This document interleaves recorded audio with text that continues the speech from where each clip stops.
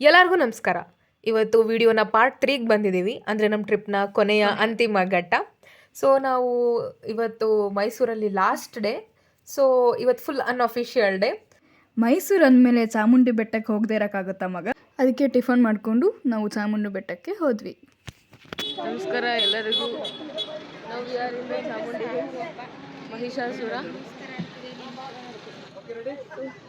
ಒಳಗಡೆ ಹೋಗ್ಬಿಡ್ತೀವಿ ದರ್ಶನ ಆದಮೇಲೆ. ನೆಕ್ಸ್ಟ್ ಅಲ್ಲಿಂದ ತಾಯಿಯ ದರ್ಶನಕ್ಕೆ ಹೊರಟ್ವಿ. ಇವತ್ತು ಕೂಡ ನೆನ್ನೆ ಹೇಳಿದ ಥರ ನೋಡೋಕೆ ಕಣ್ಣು ಸಾಲದು ಅಮ್ಮನವ್ರ ದೇವಸ್ಥಾನಕ್ಕೆ ಹೋದ್ವಿ. ಅಲ್ಲಿಂದ ಒಳಗಡೆ ಹೋದ್ವಿ. ತುಂಬ ಚೆನ್ನಾಗಿತ್ತು ಅಲಂಕಾರ ಮಾತ್ರ. ನಿಜ. ಮೊನ್ನೆನೂ ಮಾತಾಡ್ತಿದ್ವಿ, ಅಮ್ಮ ತಾಯಿ ಯಾವಾಗ ಕರ್ಸ್ಕೋತೀಯ ಅಂತ. ದೇವಿ ಕರ್ಸ್ಕೊಂಡೇ ಬಿಟ್ಲು ನಮ್ಮನ್ನ. ಇವಾಗ ಜಸ್ಟ್ ದರ್ಶನ ಆಯಿತು. ಹಿಂದ್ಗಡೆ ಇಲ್ಲಿ ಸೀರೆ ಹರಾಜಿತ್ತು, ಅಲ್ಲಿಗೆ ಬಂದಿದ್ವಿ. ಅಲ್ಲಿಂದ ತೊಗೊಂಡು ಹೊರಗಡೆ ಬಂದ್ವಿ. ಇದು ನಮ್ಮ ತಾಯಿಯ ವ್ಯೂ ಆಗಿದೆ, ಚಾಮುಂಡಿ ಬೆಟ್ಟ ನೋಡಿ. ದರ್ಶನ ಎಲ್ಲ ಆಯಿತು. ಇನ್ನೇನು ಹೊರಗೆ ಹೊರಡ್ಬೇಕು ಅಷ್ಟೊತ್ತಿಗೆ ತಾಯಿ ಚಾಮುಂಡೇಶ್ವರಿ ಆಶೀರ್ವಾದ ಮಾಡಿ ಮಳೆ ಬರ್ತಿದೆ. ಇದು ಏನಂತಾರಲ್ಲ, ಅಮ್ಮವರು ಹುಟ್ಟಿರೋ ಸೀರೆಗೆ ಹರಾಜಿಗೆ ಹಾಕ್ತಾರೆ. ಈ ತರ ನಾವು ಬರ್ತೀವಿ, ಈಗ ನೋಡಿ ನಿಂತ್ಕೊಂತೀವಿ ವಿಡಿಯೋಗೆ.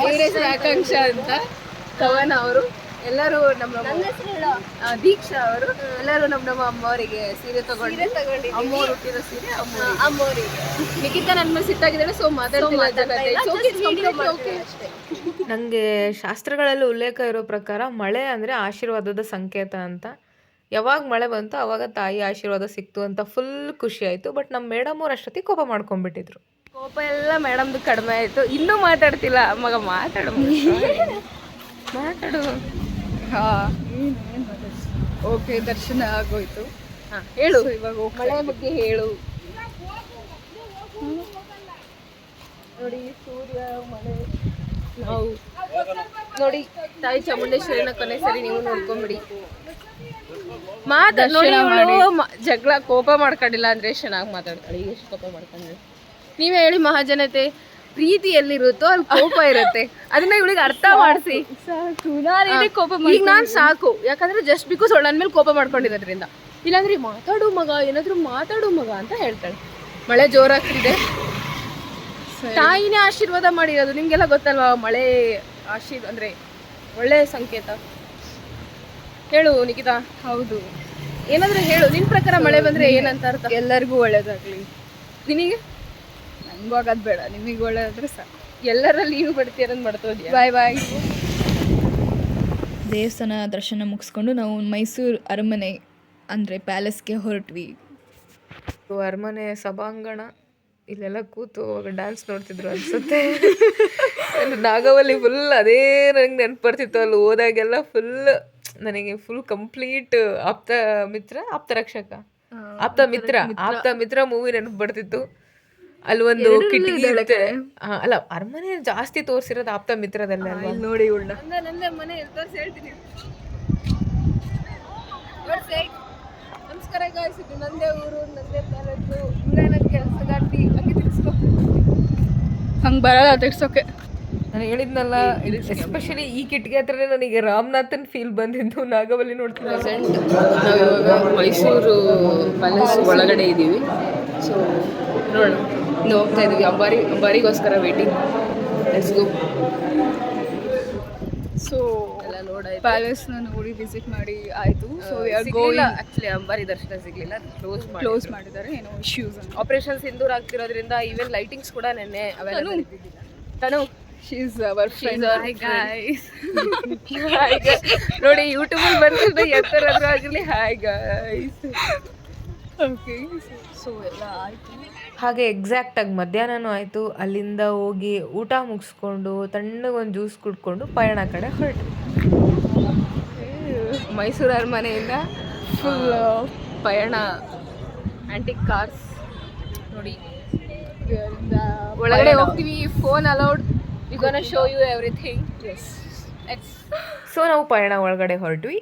ಇಲ್ಲಿ ಕಾರ್ಟ್ ಟು ಕಾರ್ ಅಂದರೆ, ಕಾರ್ಟ್ ಅಂದರೆ ಎತ್ತಿನ ಗಾಡಿಯಿಂದ ಕಾರ್ ಅಂದರೆ ಈಗಿರೋ ಮಾಡರ್ನೈಸ್ಡ್ ಕಾರ್ವರೆಗೂ ಎಲ್ಲ ಇತ್ತು. ಸೊ ಇದನ್ನ ನಾವು ಬೇರೆ ವಿಡಿಯೋ ಮಾಡ್ತೀವಿ. So it's just a gist. ಇನ್ನೂ ತುಂಬ ಕಾರ್ಗಳಿದೆ. ಇದನ್ನು ನಾವು ಅಲ್ಲಿಂದ ನಮ್ಮ ಕಾಫಿ ಅಡಿಕ್ಟರ್ ನಿಖಿತಾ ಅವರು I need a coffee break ಅಂತ ಹೊರಟರು. ಬಟ್ ನಾವು ಕಾಫಿಯ ನಿಮಗೆ ಗೊತ್ತಿರೋ ಪ್ರಕಾರ ಅವಳು ಎಷ್ಟು ಇಷ್ಟಪಡ್ತಾಳೋ ನಾನು ಅಷ್ಟು ಹೇಟ್ ಮಾಡ್ತೀನಿ ಅಂತ ನಿಮ್ಗೆಲ್ಲರಿಗೂ ಗೊತ್ತು. ನಾನು ಬೂಸ್ಟ್ ತೊಗೊಂಡೆ. ಸೊ ಬೂಸ್ಟ್ ಲವರ ನೀನು? ಲವರ್ ಏನಲ್ಲ, ಬಟ್ ಕಾಫಿ ಹೇಟರ್ ಅಂತ ಹೌದು.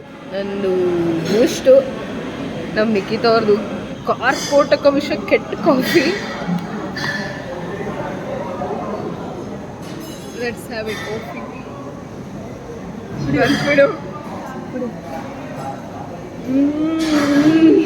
ಹಂಗಿದ್ರೆ ನಿಜ ಕೆಟ್ಟ ವಿಷಯ ಇರುತ್ತೆ. I know everything. ಅವಳು ಬರೀ ವಿಷದ ಕಾಫಿನೇ ಕುಡಿಯೋದು. ಅವಳೇ ಈಗ ಮುಸುಡಿ ಮಾಡ್ಯಾಳೆ ಅಂದರೆ ಇನ್ನೂ ವಿಷಯ.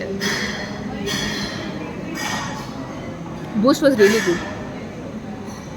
ಸಣ್ಣೊಳಿದ್ದಾಗ ಕುಡಿದಿದ್ದು. ಇನ್ನೊಂದು ಇಷ್ಟ ಗೊತ್ತಾ, ಸ್ಟಿಕ್ ಕಾಫಿ ಸ್ಟಿಕ್ ಇದಕ್ಕೆ ಬೂಸ್ಟ್ಗೆ 80 ರೂಪಾಯಿ, 80 rupees. ಎಂಜಾಯ್ ಅಂತ ಇದಿಷ್ಟು ಬೇಡದ ಲಾಸ್ಟ್ ಇವಾಗಿತ್ತು. ಅಷ್ಟೊತ್ತಿಗೆ ನೈಟ್ ಆಗಿತ್ತು. ನಮ್ಮ ನಿಖಿತಾ ಅವರು ಹೊರಗಡೆ ಹೋಗೋಕ್ಕಾಗಲ್ಲ ಅಂತ ರೂಮ್ಗೇನೆ ಹನುಮಂತು ಬಿರಿಯಾನಿನ ತಂದಿದ್ರು. ಸಾರಿ ಹನುಮಂತ ಪಲಾವ್.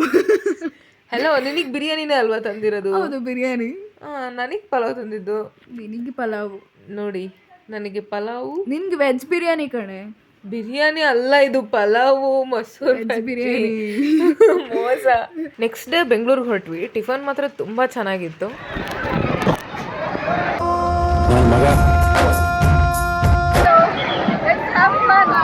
ಮೊದಲು ಚೆನ್ನಾಗಿ ವೆಟ್ ಗೇಮ್ಸ್ ಎಲ್ಲ ಆಟ ಆಡಿ ನೆಕ್ಸ್ಟು ಅಲ್ಲಿ ಸಾಂಗ್ ಏನೋ ಡ್ಯಾನ್ಸ್ ಇಂದಿತ್ತು. ನಾನು ನನ್ನ ಮಗ ಅಕ್ಕಾಡಕ್ಕೆ ಇಳಿದ್ವಿ ನೋಡು.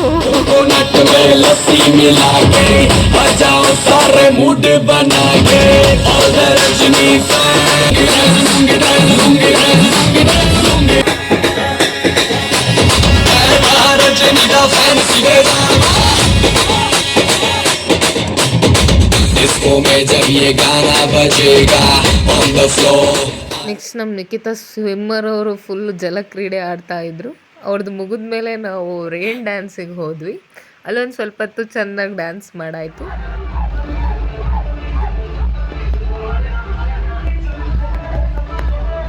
ಆ್ಯಕ್ಚುಲಿ 6ಗೆ ಹೊರಡಬೇಕಿತ್ತು, ಬಟ್ ಇನ್ನೂ ನಮ್ಮ ಹುಡುಗಿರು ಬಂದಿಲ್ಲ. ಅವರು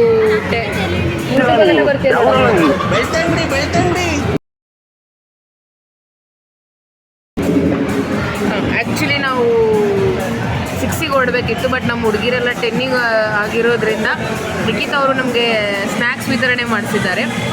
ನಾವು ಉತ್ತರ ಕರ್ನಾಟಕದವರಾಗಿರೋದ್ರಿಂದ ನಮಗೊಂದು ಮೆಣಸಿನ್ಕಾಯಿ ಬಜ್ಜಿ, ಅವ್ರಿಗೊಂದು ಸಮೋಸ. ನಿಖಿತಾ ಅವರು ಯಾವ ರೇಂಜಿಗೆ ಆಗಿದ್ದಾರೆ ಅಂತ ನೀವೇ ನೋಡಿ.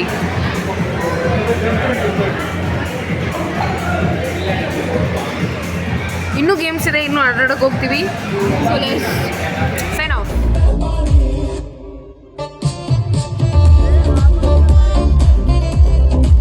ಇನ್ನೂ ಬೇರೆಯವ್ರು ಬೇರೆ ಕಡೆ ಹೋಗಿದ್ರು, ಬಟ್ ನಮ್ಮ ಮನ್ಸು ತಡೀಲಿಲ್ಲ. ಮತ್ತೆ ಅಲ್ಲೇ ಹೋದ್ವಿ. ಕ್ರೌಡಲ್ಲಿ ಮತ್ತೆ ಮಸ್ತ್ ಡ್ಯಾನ್ಸ್ ಮಾಡಿದ್ವಿ ನೋಡಿ.